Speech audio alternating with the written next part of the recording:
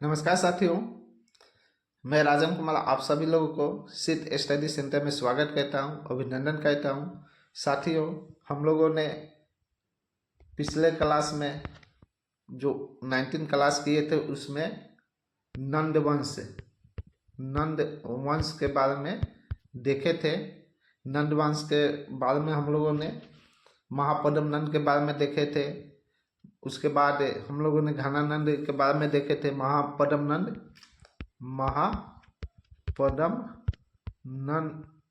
नंद नंदवंश के क्या थे? संस्थापक थे। नंदवंश की स्थापना कहते हैं। जो अंतिम शासक थे कौन थे?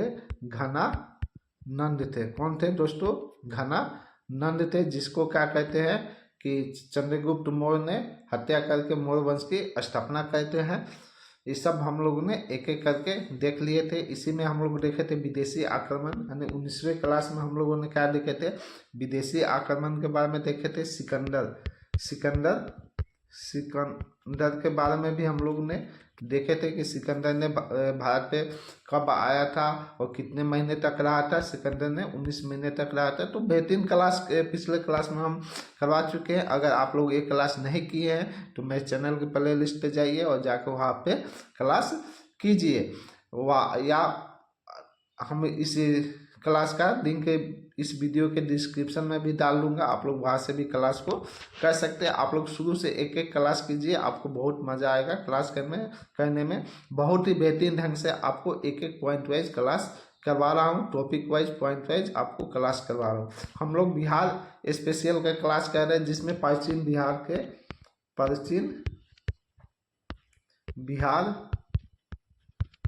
के इतिहास के बारे में हम लोग देख रहे हैं।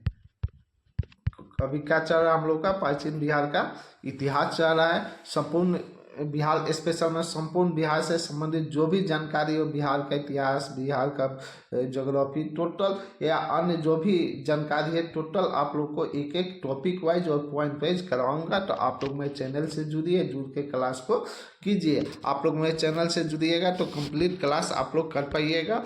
आप लोग देख सकते हैं यहाँ पे लिख रखे कि कंप्लीट स्टडी मटेरियल आप लोग को प्रोवाइड हम करवाएंगे, यानी कंप्लीट क्लास आप लोग मेरे चैनल से जुड़ के कर सकते हैं। आप लोग बीपीएससी की तैयारी कर रहे हैं, बीएससी की तैयारी कर रहे हैं, यानी any other exams of Bihar के किसी भी एग्जाम का तैयारी कर रहे हैं, या ऑल ओवर इंडिया के किसी भी एग्जाम का प्रिपरेशन कर रहे हैं, तो आप लोग मेरे चैनल से जुड़ के अपना स्टडी को कम्प्लीट कर सकते हैं, अपना तैयारी कर सकते हैं। आप लोग को मैं एक एक point wise topic wise class करवा रहा हूं। दोस्तों 19 क्लास हम लोग तो समाप्त कर चुके हैं नंदवंश के बारे में। आज हम लोग क्या करेंगे? 20 क्लास स्टार्ट करेंगे। 20वां क्लास है आज का ये, जिसमें हम लोग देखेंगे मौर्य वंश के बारे में। क्या देखेंगे? मौर्य वंश। किसके बारे में देखेंगे? मौर्य वंश के बारे में हम लोग एक एक करके देखेंगे। मौर्य वंश का सबसे पहले जानकारी का साधन देखेंगे। मौर्य वंश का जानकारी का साधन, मौर्य वंश के जानकारी के साधन के बारे में देखेंगे कि मौर्य वंश के कौन कौन से जानकारी के साधन है। उसके बाद हम लोग देखेंगे चंद्रगुप्त। किसके बारे में?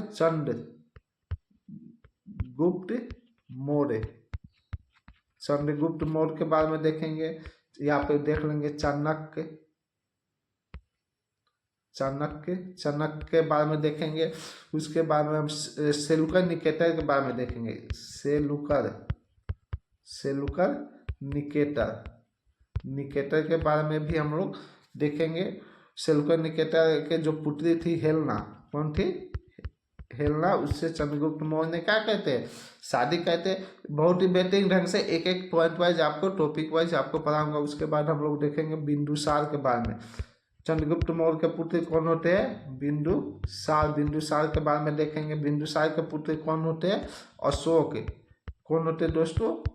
अशोक के बारे में देखेंगे। अशोक का राज्याभिषेक कब हुआ था? अशोक कलिंग का थी सफल अभियान कब किए थे? टोटल जानकारी इस में हम मौर्य वंश में देखेंगे। चाहे मौर्य वंश का 3 क्लास करवाना पड़े या 4 क्लास में समाप्त हो या 5 क्लास जो भी हो, लेकिन कोई भी पॉइंट छोड़ेंगे नहीं। मौर्य वंश को हम एक एक टॉपिक वाइज, शासक वाइज सब कंप्लीट करते जाएंगे। तो आप लोग मेरे यूट्यूब चैनल से जुड़िए और जुड़ के अपने स्टडी को कंप्लीट कीजिए। बहुत ही बेहतरीन ढंग से स्टडी करवा रहे हैं। साथ ही वीडियो को, क्लास को लाइक और शेयर करते चलिए। और जो भी फ्रेंड्स मेरे क्लास में नए जुड़े हैं, मेरे चैनल पे नए जुड़े हैं, आप लोग मेरे चैनल को सब्सक्राइब कर लीजिए, क्योंकि मेरे द्वारा जो भी क्लास करवाया जाएगा या जो भी महत्वपूर्ण जानकारी होगा उसका नोटिफिकेशन समय आपको प्राप्त होते रहेगा। दोस्तों आप लोग देख सकते हैं अध्याय 11 है। अध्याय कितना है? 11 है। 10वें अध्याय में हम लोगों ने नंद वंश के बारे में पढ़े थे। 11वें अध्याय में हम लोग मौर्य वंश के बारे में पढ़ेंगे। यहाँ पे देख सकते हैं मौर्य वंश का जो शासन काल है 322 ईसा पूर्व से लेके 322 ईसा पूर्व से लेके 184 ईसा पूर्व तक रहा है। कितना तक रहा है? 322 ईसा पूर्व से लेके 184 ईसा पूर्व तक किसका शासन काल है? मौर्य वंश का शासन काल। कहाँ पे? मगध पे। कहाँ पे? मगध पे रहा है। ये हम किसके बारे में पढ़ रहे हैं? मगध के वंश के बारे में हम लोग पढ़ रहे हैं। तो मगध के वंश के बारे में हम लोग ने कहा पहले हर्यक वंश। हर्यक वंश, हर्यक वंश के बारे में पढ़ लिए। किसके बारे में? पहला जो पढ़े थे आप हर्यक, हर्यक वंश। दूसरा हम लोग देखे थे शिशुनाग वंश। किसको देखे थे? शिशुनाग वंश के बारे में हम लोग देखे थे। तीसरा क्लास हम लोग तीसरा कौन से वंश के बारे में देखे थे? नंद वंश के बारे में देखे थे। हरेक वंश की स्थापना कौन कहता है? बिंबिसार कहता है। बिंबिसार हरेक वंश की स्थापना कैसे कहता है? इसके जो पिता होते माही, ठीक है, ये क्या कहते हैं? पुरगोट की हत्या कर देते हैं। पुरगोट कौन होता है? पुलिक का पुत्र होता है, जो क्या कहता है? पुरगोट की हत्या कर देते हैं माही, और बिंबिसार को क्या कहते हैं? गद्दी पर बैठा देता है। तो बिंबिसार ने क्या कहते हैं? हरेक वंश का स्थापना कर देता है। हरेक वंश का अंतिम शासक कौन सा होता है आपका? नागदशक होता है, जिसकी हत्या कौन कहता है? शिशुनाग कहता है। कौन कहता है?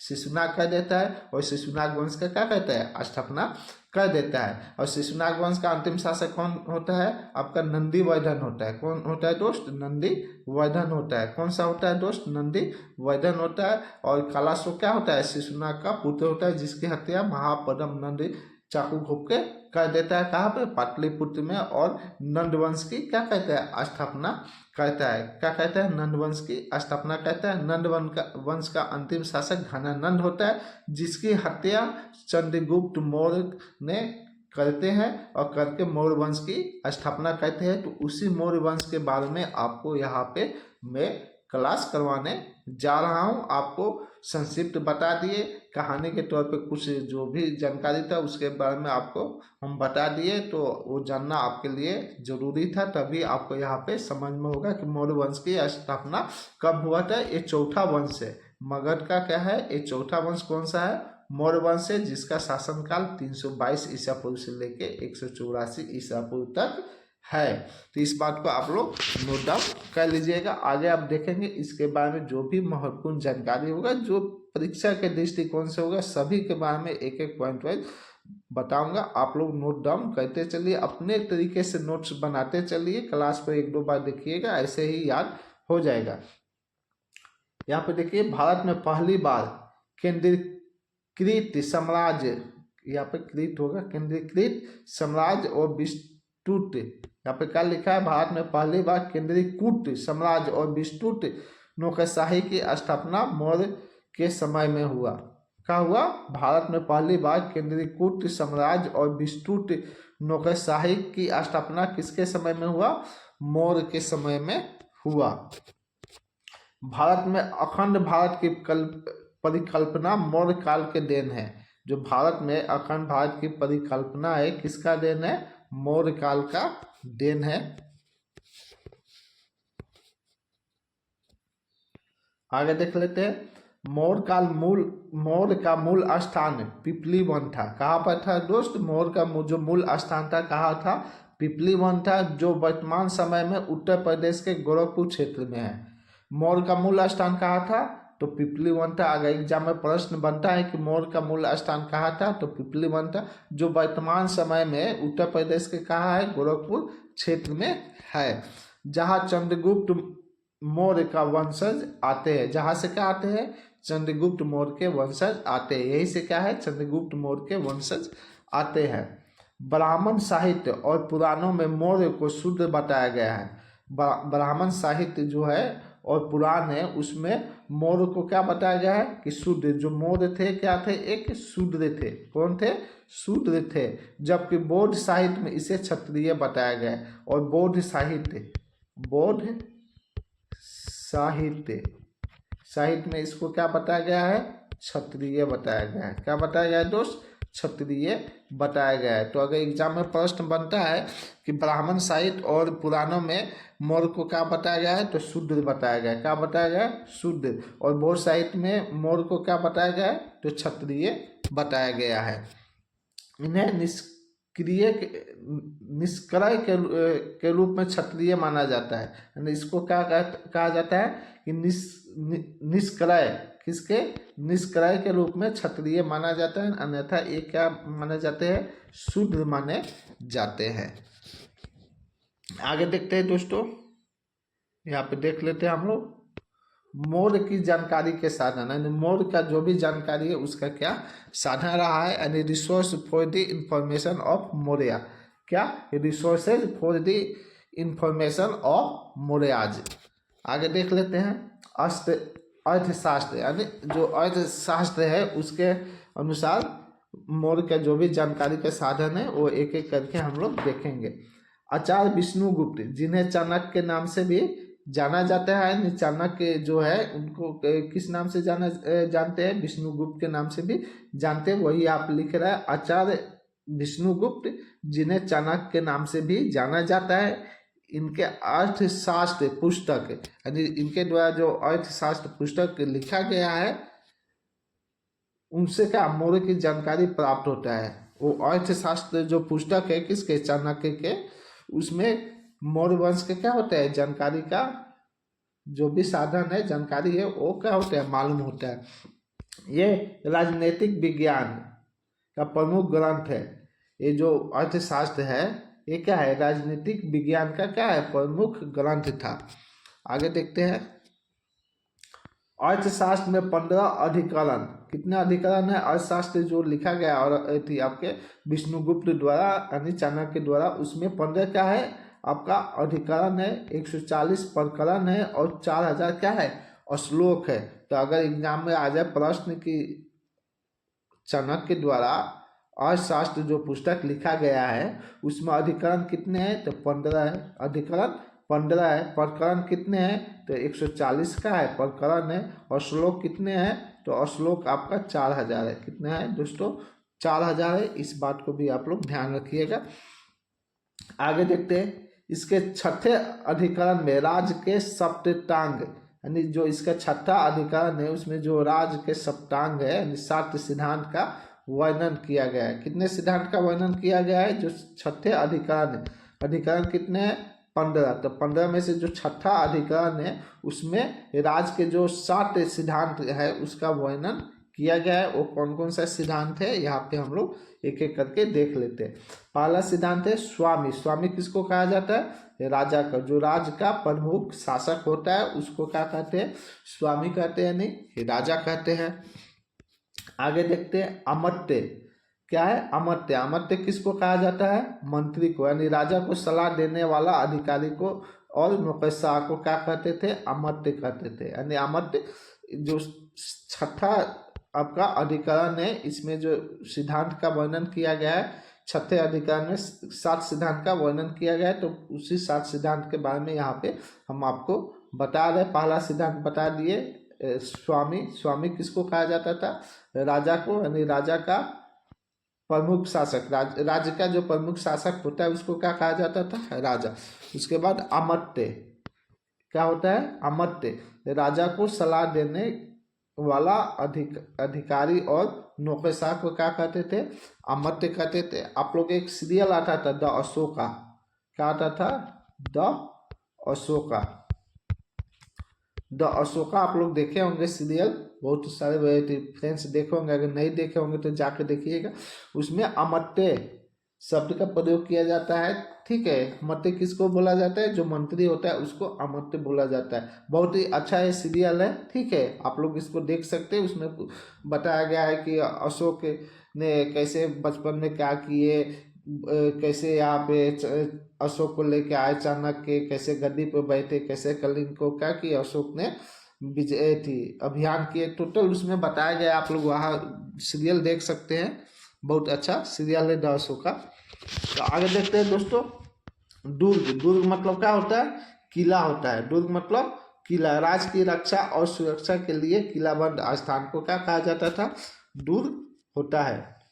राष्ट्र, राष्ट्र मतलब क्या होता है? जनपद, जो देश होता है उसको क्या कहा जाता है? राष्ट्र। राज्य का भूभाग और वहाँ के लोग, राज्य के जो भूभाग होता है और वहाँ के लोग होता है वो क्या होता है? राष्ट्र होता है। बल, बल किसको कहते हैं? सेना या दंड को। बाहरी आक्रमणों से बचाव और आंतरिक व्यवस्था के लिए सशस्त्र बल। आगे देखते हैं। कोष, कोष मतलब खजाना, जहाँ पे खजाना रहता है। राज्य का धन और वित्तीय संसाधन, यानी किसी भी राज्य का जहाँ पे धन रहता है, वित्तीय संसाधन रहता है, उसको क्या कहा जाता है? कोष कहा जाता है। कोष मतलब क्या होता है? खजाना होता है। मित्र यानी सहयोगी, राज्य अन्य राज्यों और सहयोगियों द्वारा साथ बनाए गए संबंध, गठबंधन, उसको क्या कहा जाता है? मित्र। तो ये जो 7 सिद्धांत है दोस्तों, कितने सिद्धांत है?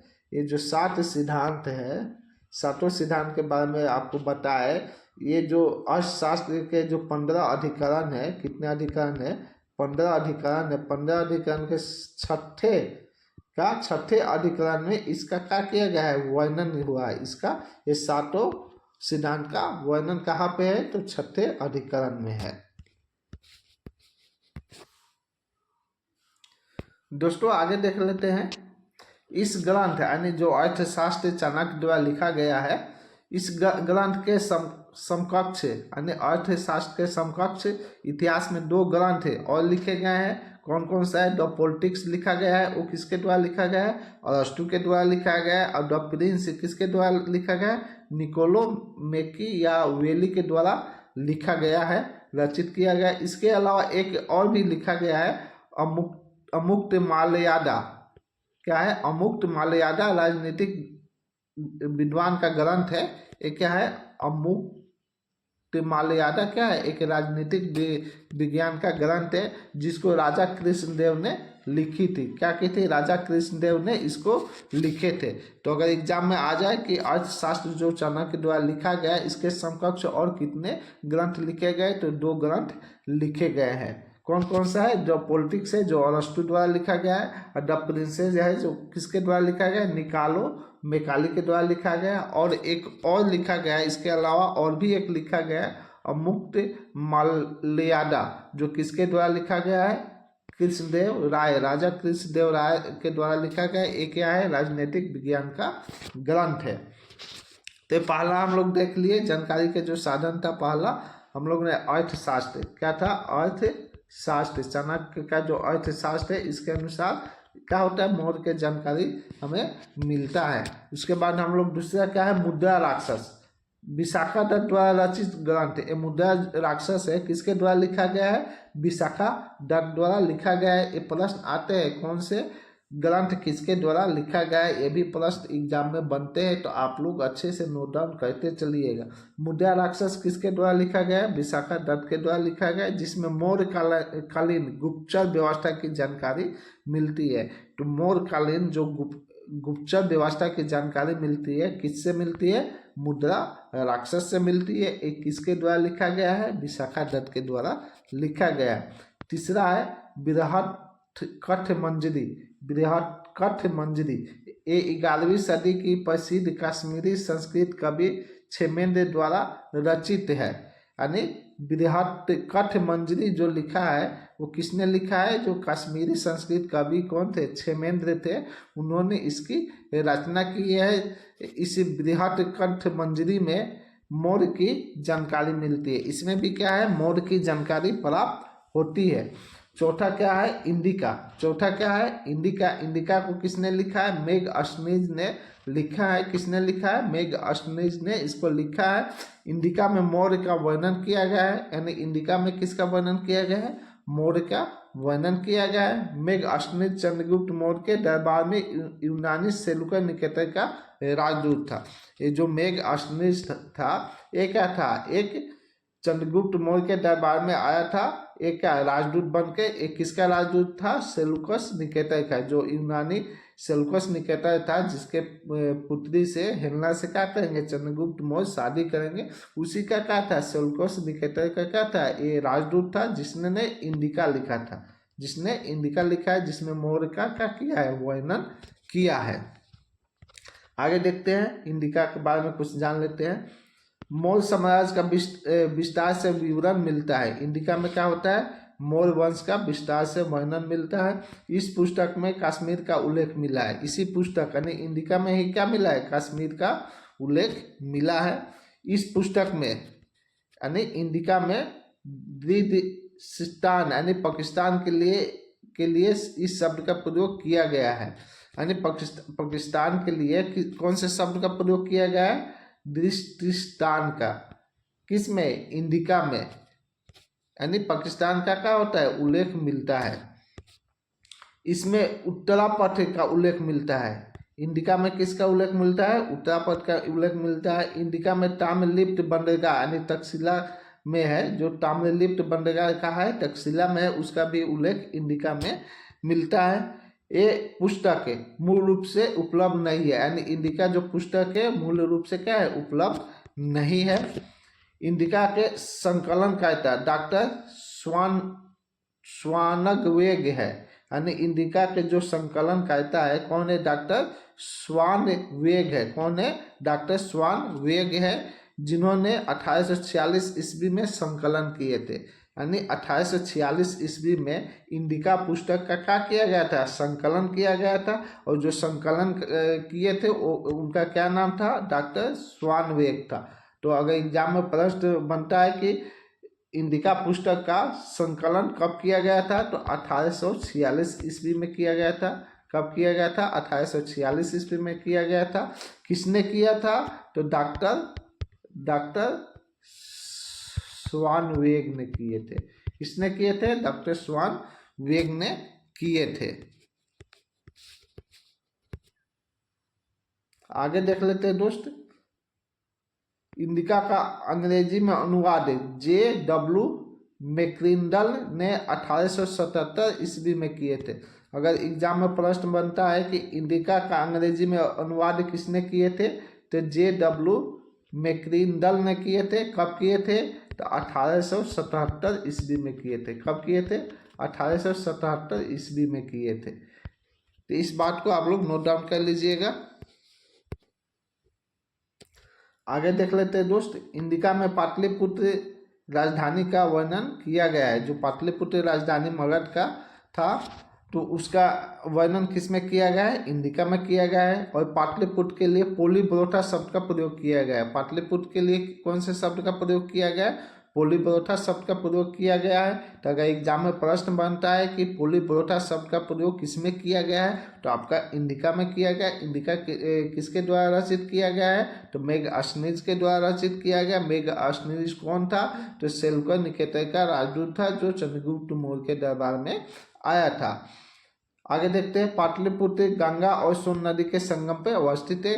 कभी आप पटना में रहते होंगे या पटना के आस पड़ोस जो जिला है वहाँ पर रहते होंगे, या बाहर के कोई है, कभी पटना आइए तो पटना ब्रिज है, पटना पुल है, उसको क्रॉस कीजिए। वहाँ पर देखिएगा कि सोन और गंगा का क्या है, संगम है। सोन नदी थी, गंडक नदी और सोन नदी जो है वहाँ पे क्या है, सोन और गंगा का संगम है। उसी सोन और गंगा के संगम पे क्या है, आपका पाटलिपुत्र अवस्थित है। तो वही यहाँ पे लिख रहा है कि पाटलिपुत्रा गंगा और सोन नदी के संगम पे क्या है, अवस्थित है। इंडिका में वर्णित मुख्य शहर कुम्हार है था। इंडिका में जो वर्णित मुख्य शहर था वो कौन था, आपका कुम्हार था। कुम्हार शहर लकड़ी से बनी हुई थी। ये शहर जो था क्या था, लकड़ी से बना हुआ था। इस शहर के लिए आग उस समय राष्ट्रीय आपदा थी, यानी इस शहर के लिए जो आग था उस समय क्या था, राष्ट्रीय आपदा था। इस शहर को नगर अधिकारी के लिए एस्टिमोई शब्द का प्रयोग किया गया है। इस शहर के नगर अधिकारी के लिए एस्टिमोई शब्द का प्रयोग किया गया है। आगे देख लेते हैं। इंडिका के अनुसार कुम्हरार शहर के लोगों को लेखन कला का अभाव था, यानी इंडिका के अनुसार जो कुम्हार शहर के जो व्यक्ति थे, लोग थे, उसको लेखन का क्या था, अभाव था। इंडिका के अनुसार कुम्हार शहर 7 समाजों में विभाजित था, यानी इंडिका के अनुसार जो कुम्हार शहर था कितने समाज में विभाजित था, 7 समाज में विभाजित था। मेघ अस्निज द्वारा लिखी गई पुस्तक इंडिका में भारतीय समाज तथा नगरीय संरचना का विवरण मिलता है, यानी इंडिका द्वारा जो लिखा गया है इंडिका मेघ अस्निज द्वारा, उसमें क्या भारतीय समाज और नगरीय संरचना का क्या ये भी विवरण प्राप्त होता है।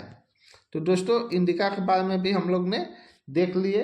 5वां जो है अशोक के अभिलेख, इसमें भी क्या होता है, मौर्य का जानकारी प्राप्त होता है। सर्वप्रथम 1750 ईस्वी में पादरे टिफेथेलर ने अशोक के अभिलेख दिल्ली में खोजे, यानी सर्वप्रथम 1750 ईस्वी में कौन थे, पादरे टिफेथेलर जो थे अशोक के अभिलेख कहाँ खोजते हैं, दिल्ली में खोजते हैं। आगे देख लेते हैं। सर्वप्रथम 1837 ईस्वी में जेम्स प्रिंसेस ने अशोक के अभिलेख को पढ़ा, यानी जो अभिलेख 1750 ईस्वी में खोजा गया उसको 1837 ईस्वी में जेम्स प्रिंसेप ने क्या किया, पढ़ा। अशोक के अधिकांश अभिलेख की भाषा प्राकृत थी। अशोक के जो अधिकांश अभिलेख था उसका भाषा क्या था, प्राकृत तथा अधिकांश लेखों की लिपि ब्राह्मणी थी, और अधिकांश जो लिपि थी वो क्या थी, ब्राह्मणी थी। अधिकांश लेखों में अशोक के नाम का नाम देवनापिये प्रियदर्शी मिलता है। क्या मिलता है, प्रियदर्शी मिलता है, देवनापिये वो प्रियदर्शी मिलता है। ये जो अशोक का अभिलेख है इसमें भी क्या है, मौर्य के जो भी जानकारी है वो प्राप्त होता है। तो 5 साधनों से मौर्य का क्या होता है, जानकारी प्राप्त होता है। कितने साधन से, 5 साधन आपके जो है, जो बता दिए आपके 5 साधन, उसमें बता दिए आपका क्या बताए, अशोक के अभिलेख बता दिए, ये मेघना अस्निर के इंडिका बता दिए आपको, अरस्तु का बता दिए, आपका चाणक्य के अर्थशास्त्र वो बता दिए, आपको मुद्रा राक्षस बता दिए, बृहत्कर्ष मंजरी बता दिए। ये सब जो 5 जो है साक्ष्य है उससे क्या होता है, मौर्य की जानकारी प्राप्त होते हैं। तो दोस्तों मौर्य वंश में आज के क्लास में आपको इतना ही रहने देते हैं, जिसमें आपको मौर्य वंश का जो कब स्थापना हुआ, किसने किया, ये भी बता दिया, और मौर्य वंश के जो जानकारी का साधन था वो सब आपको एक एक करके पॉइंट वाइज बता दिए। कल के क्लास में हम लोग स्टार्ट करेंगे चंद्रगुप्त मौर्य से। किससे, चंद्रगुप्त मौर्य से स्टार्ट करेंगे कि चंद्रगुप्त मौर्य गद्दी पे कब बैठते हैं, इनका बचपन का क्या अवस्था रहता है, कैसे गद्दी पर बैठते हैं, उस सब के बारे में हम कल के क्लास में जिक्र करेंगे। तो दोस्तों मेरे द्वारा क्लास कैसा कराया जा रहा है, क्लास कैसा है, वो कमेंट सेक्शन में आप लोग कमेंट करके जरूर बताइएगा। और क्लास अच्छा लग रहा है तो आप लोग क्लास को लाइक और शेयर कर दीजिए, और जो भी फ्रेंड्स मेरे चैनल पर नए जुड़े हैं कृपया आप लोग चैनल को सब्सक्राइब कर दीजिए, साथ ही साथ क्लास को लाइक और शेयर भी कर दीजिए। तो दोस्तों मिलते हैं कल के क्लास में। जय हिंद, धन्यवाद।